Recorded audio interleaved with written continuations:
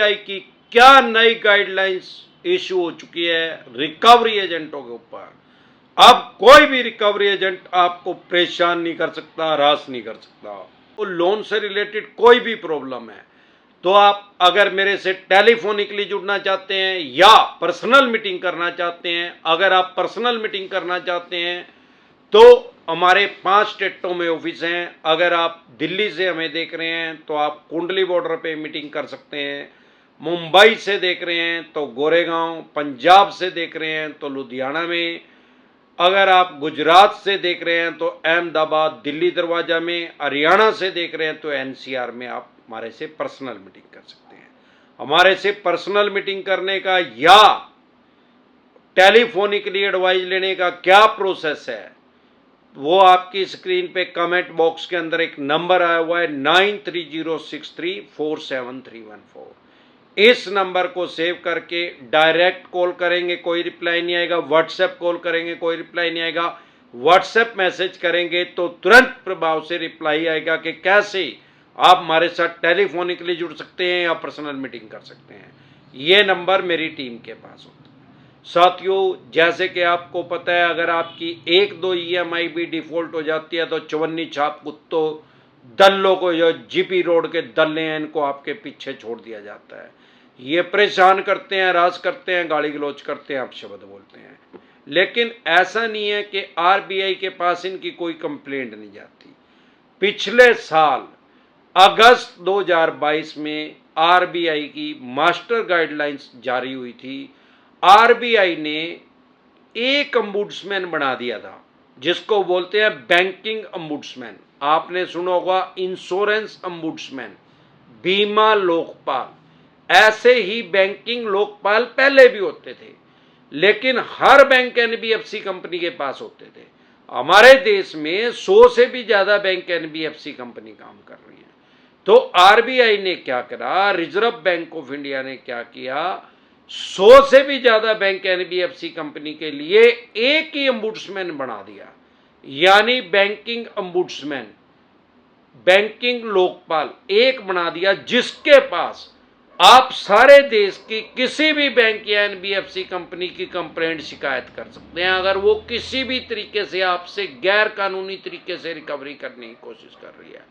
आपसे ब्याज ज्यादा लिया जा रहा है, आपके पास ऐसा कोई डॉक्यूमेंट्स है कि उसमें ब्याज इन्होंने इंटरेस्ट कम लिख के दिया, बाद में ज्यादा लगा दिया, या बहुत से लोगों के साथ मोराटोरियम में चीटिंग की गई है, किसी ने 3 महीने के लिए मोराटोरियम लिया, उसकी 35 किस्तें बढ़ा दी। अबे पागल कुत्ते ने काट रखा गया, 3 किस्त की 4 ले ले, 4 नहीं 5 ले ले, 35, 11 गुना से भी 12 गुना, 12 टाइम ज्यादा। अगर कोई आपके साथ ऐसी कोई दुर्घटना हो रही है, ऐसी आपके साथ चीटिंग हो रही है, ठगी हो रही है, तो तुरंत प्रभाव से आप बैंकिंग लोकपाल के पास कंप्लेंट करें।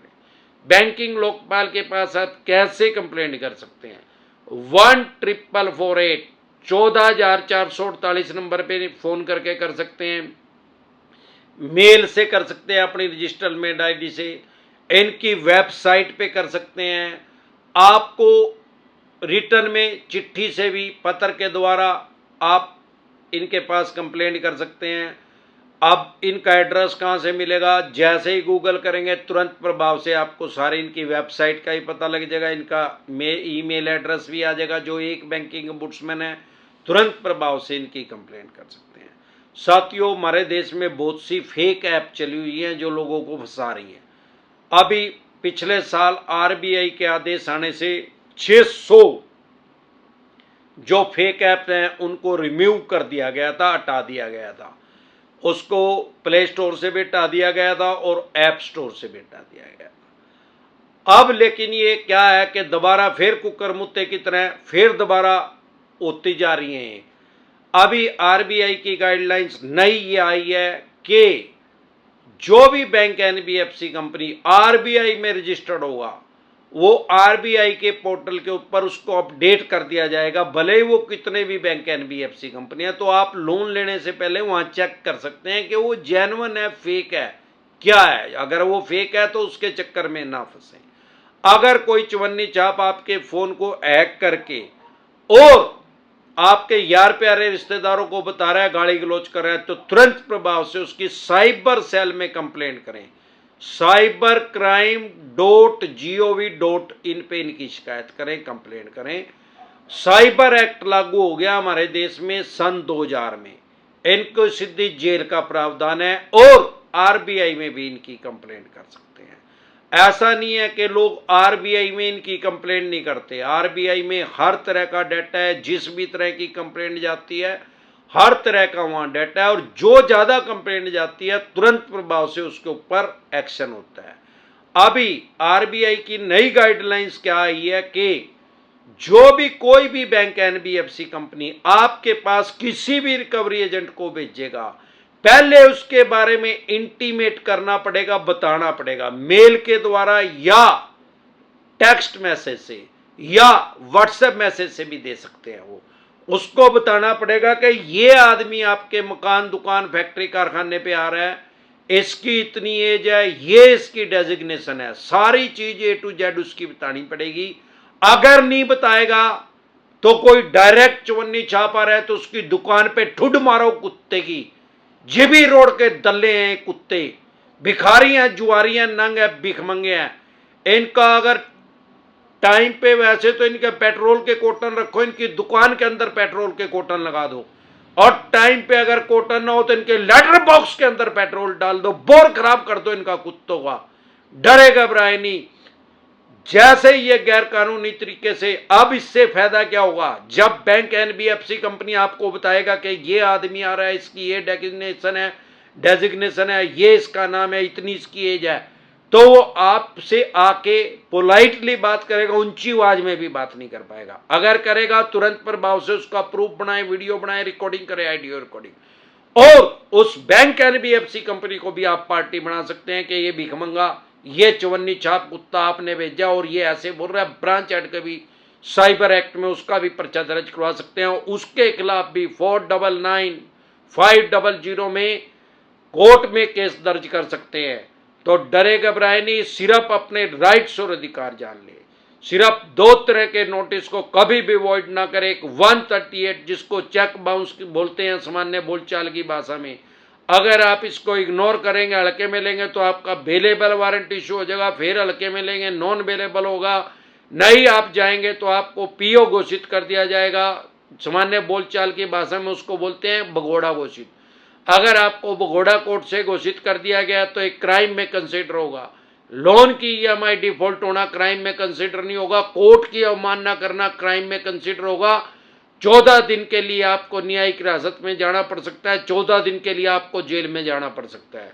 लेकिन अगर आप इसको इग्नोर नहीं करेंगे, हल्के में नहीं लेंगे, ये बेलेबल ऑफेंस है, जमानती अपराध है, सेम डे जमानत हो जाती है, बाय एंड जमानत हो जाती है, डरे घबराए नहीं। दूसरा, अगर सरफेसी एक्ट 2002 के अकॉर्डिंग आपके पास नोटिस आ रहा है 13(2) का, 13(4) का, सिंबॉलिक पोजीशन का, फिजिकल पोजीशन का, डीएम साहब का, इसको कभी भी हल्के में ना ले, कभी भी इसको इग्नोर ना करें। अब आप इसको इग्नोर करेंगे तो आप अपने मकान, दुकान, जमीन, जायदाद, फैक्ट्री, कारखाना, स्कूल, कॉलेज, बंगला, कोठी या शोरूम, जो भी आपने मॉर्गेज करके, गिरवी रख के, रहन रख के इनसे पैसा लिया, उसकी ऑक्शन कर देंगे, बोली कर देंगे, सेल कर देंगे, स्क्रैप के रेट में, कबाड़ी के रेट में उसको बेच देंगे।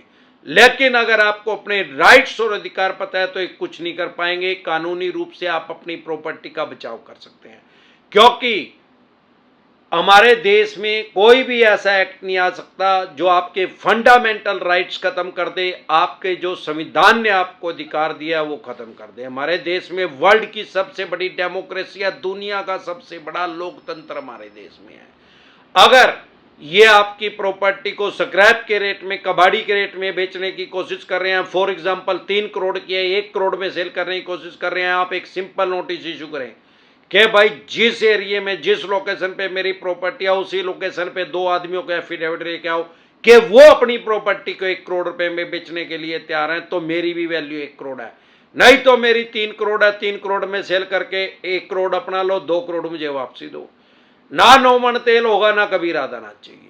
इसके अलावा भी अगर आपका केसीसी का लोन है, खेती किसानी से संबंधित लोन, कोई लोन है, तो आपके ऊपर सरफेसी एक्ट इंप्लीमेंट नहीं होता।